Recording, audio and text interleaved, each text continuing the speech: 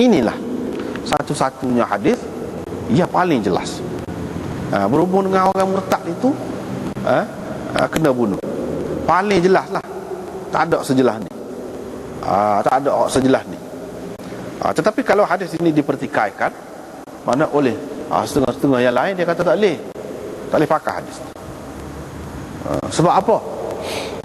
Sebab satu, Mu'adh ni sepatutnya dia tanya, dia tak boleh bunuh selalu sampai tak boleh duduk lagu tu.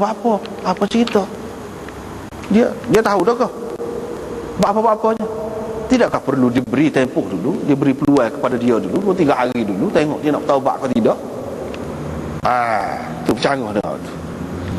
Sedangkan Nabi SAW ada bagi tempoh. Kalau kita nak terima pun, dia mesti ada kes lain. Maklum dah, di sisi Anasnya kes ni hak murtad-murtad pada masa tu ni ada kes lain, kes pemberontakan terhadap pemerintah khilafah Islamiyah terhadap Nabi SAW. Maklum dah, kalau kes pada masa tu murtad-murtad tu, dia bukan murtad saja, kes nak memberontak, nak guling kerajaan, tak saya terima Islam. Gitu.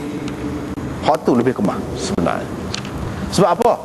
Nabi SAW kan ada sabda, tidak boleh bunuh orang melainkan dengan salah satu daripada 3 perkara. 3 perkara tu kerana bunuh orang, sabitlah dia bunuh orang, memang dia bunuh orang. Yang kedua, kerana dia berzina dan dia tu muhsan.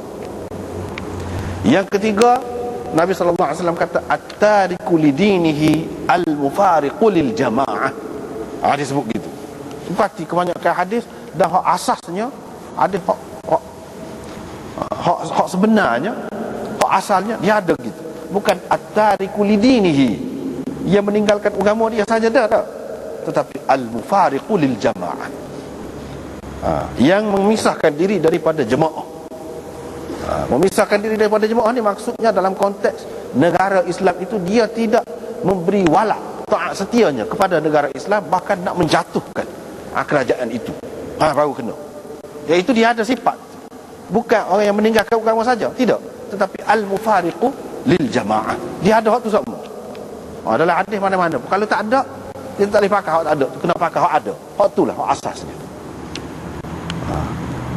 Jadi berdasarkan riwayat itu, kita tak boleh bunuh. Hak ni, dia jadi gini ni, kita tak boleh pakai. Kalau nak pakai juga, mesti Anas tahu dah bahawa di sini ada berlaku apa dia ni?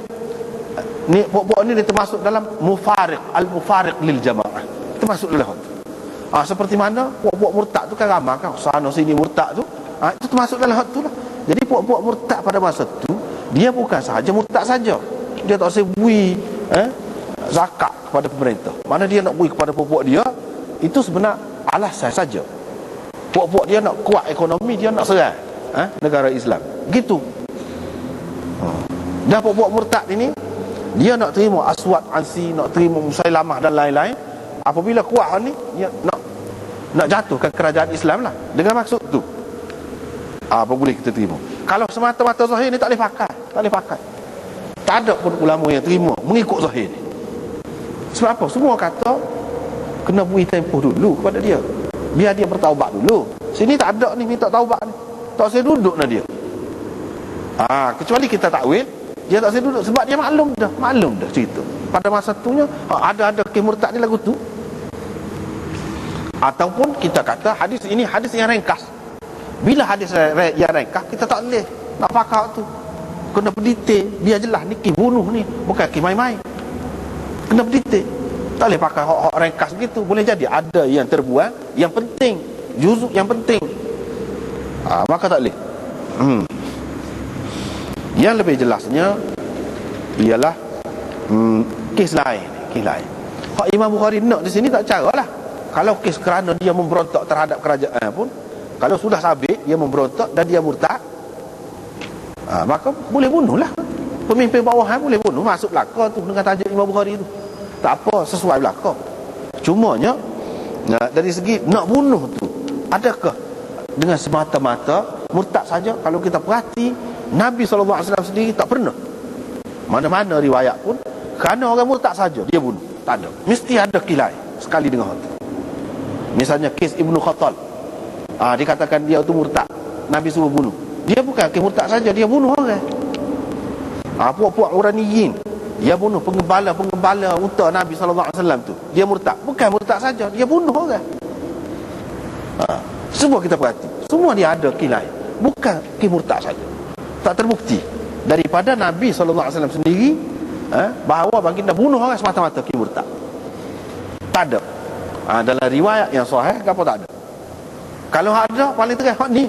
Tapi hak ni sepakatan saat ni tak terang, tak boleh. Kita nak buat hujah ni sesuatu hadis biar dia terang boleh.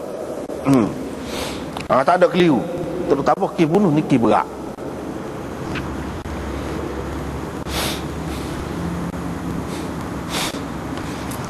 Jadi orang boleh jadi orang kata, jadi tidak kau ini kes had ini mana sudah tetap dah.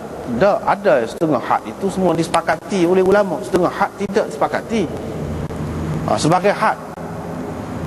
Tidak disepakati sebagai had. Setengah-setengahnya memanglah disepakati sebagai had. Misalnya orang beliwat misalnya, adakah termasuk dalam had? Tak ada sebut. Jadi situ khilaf. Ada yang mengatakan itu masuk dalam had, ada yang mengatakan tidak. Ada yang mengatakan tidak, tak masuk dalam had.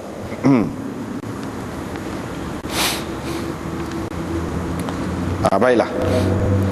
Bab, bolehkah hakim memutuskan kes ataupun mufti ataupun orang alim mengeluarkan fatwa ketika dia sedang marah? Bolehkah? Imam Bukhari buat tajuk lagu tu, tajuk bolehkah? Tak ada jawab dia, sebab jawapan dia ada dalam hadis.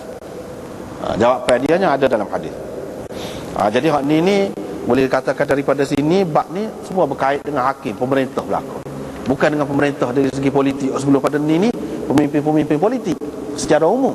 Hak ni hakim. Bolehkah? Jadi Imam Bukhari buat mari di sini hakim dan fatwa dia buat mari dalam tajuk. Padahalnya dalam hadis itu cerita tentang hakim, tak ada pun tentang mufti ataupun orang alim, tak ada. Imam Bukhari kias dengan tu. Kalau hakim, keputusan dia tu dia ada kesan dia yang tersendiri, maka fatwa tu pun dia ada kesan dia yang tersendiri juga. Dia ada kesan dia yang tersendiri juga. Jadi dalam kedua-duanya kena berhati-hati, kena bercermat. Ini di antara adab dalam hukum hakam Islam, dalam sistem kehakiman Islam, iaitu kalau marah, lepas tu marah saja kah? Kalau lain kes lagu tu juga.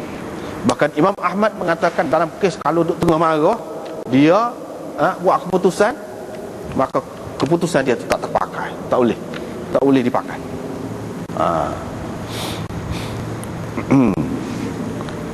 Orang lain mengatakan kalau keputusan itu betul, tak apa, boleh pakai. Cuma makruh. Jadi hak semoleknya tak boleh lah. Jadi marah saja kah? Tidak nak marah saja, lapar kah? Ada masalah ke rumah tangga di rumah? Dia berserabut, dalam keadaan serabut, tak boleh. Sebab tu hakim dia boleh. Tahu mula ketetapannya tarikh ni, lepas tu tak jadi pula tak jadi tu. Siapa dia tanya dia? Apa tak jadi? Atas dia. Dia serabut. Tak boleh. Tak boleh pergi, jangan terpergi. Kalau pergi boleh jadi dia terpengaruh dengan ni emosi dia, maka dia membuat keputusan tak kena. Berak ke mana-mana ke? Tak boleh. Dia kena dalam keadaan tenang betul. Itu hakim. Imam Bukhari buat kesimpulannya, bukan hakim saja yang ada kesan keputusan dia tu, mufti ataupun orang alim pun begitu juga. Jadi semuanya tak boleh. Dia kena dalam keadaan tenang. Kecuali kalau dia tak apalah. Kalau dia tak boleh, kita pun orang ramai ni mesti kena pandai-pandai juga. Kalau dia kata mulalah, terutama kita tak boleh selalu kata sombonglah dia, padahal kita telefon yang kita tak tahu dia di rumah lagu mana, sakit perut kau nak masuk jamban kau lagu mana dah. Dia kata semulalah dah. Esoklah misalnya dia telefon. Kita telefon dia tak saya jawab selalu. Tak boleh kata lagu tu. Tak boleh kata. Boleh jadi dia ada hal dia sendiri, mana kita tahu. Ataupun dia tengah jalan, sebelum pada ni kan boleh tengah jalan pun boleh juga jawab, tak mesti kena tempat khusus. Tetapi kalau dia kata inilah esoklah ataupun masa ni lah, kita kena terima.